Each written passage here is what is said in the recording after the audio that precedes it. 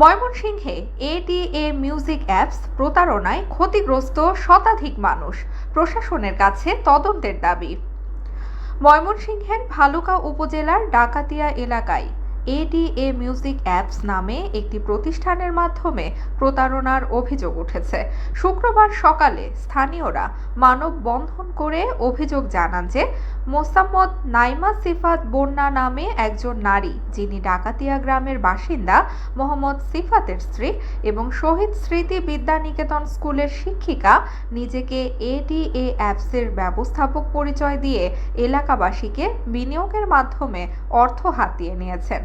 ভুক্তভোগীরা জানান ৩,৮০০ টাকা বিনিয়োগ করলে প্রতিদিন ১২৫ টাকা, ১০,০০০ টাকা বিনিয়োগে ৩৩০ টাকা এবং ২৮,৮০০ টাকা বিনিয়োগে প্রতিদিন ১,০০০ টাকা লাভের প্রলোভন দেখানো হয়। প্রথম দিকে কিছু বিনিয়োগকারী নিয়মিত টাকা পেলেও পরে নতুন বিনিয়োগকারীরা কোনো টাকা ফেরত পাননি, যার ফলে ২ থেকে ৩ শতাধিক মানুষ ক্ষতিগ্রস্ত হয়েছেন। স্থানীয়রা জানান, স্কুল ছুটির পর নাইমা সিফাত বন্যা অ্যাপসের কাজ পরিচালনা করতেন এবং বিনিয়োগকারীদের সঙ্গে সরাসরি যোগাযোগ রাখতেন। স্থানীয়দের দাবি, এডিএ মিউজিক অ্যাপস একটি প্রতারণামূলক ব্যবসা এবং তারা প্রশাসনের কাছে সুষ্ঠু তদন্ত ও আইনগত ব্যবস্থা নেওয়ার জন্য জোর দাবি জানিয়েছেন। বিদ্যানিকেতনের সহকারী শিক্ষিকা বন্যা ম্যাডাম, ওনার মাধ্যমে আমি একটা অ্যাপসের এই টাকা পড়ি ২৮,২০০ টাকা, ৮০০ টাকা, প্রতিদিন টাকা আসতো ১,০০৫ টাকা এবং প্রতি সপ্তাহে উত্তোলন হতো মঙ্গলবারে ৫,০০০। এখানে ৫০০ টাকা ব্যাট কেটে নিত, ৪,৫০০ টাকা আমাকে দিত।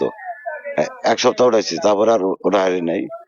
এখন আমাদের এলাকার সরল সহজ পুরুষ এবং মহিলাদের প্রতারণা করেছে এই শহীদ স্মৃতি বিদ্যানিকেতনের একজন শিক্ষিকা বন্যা।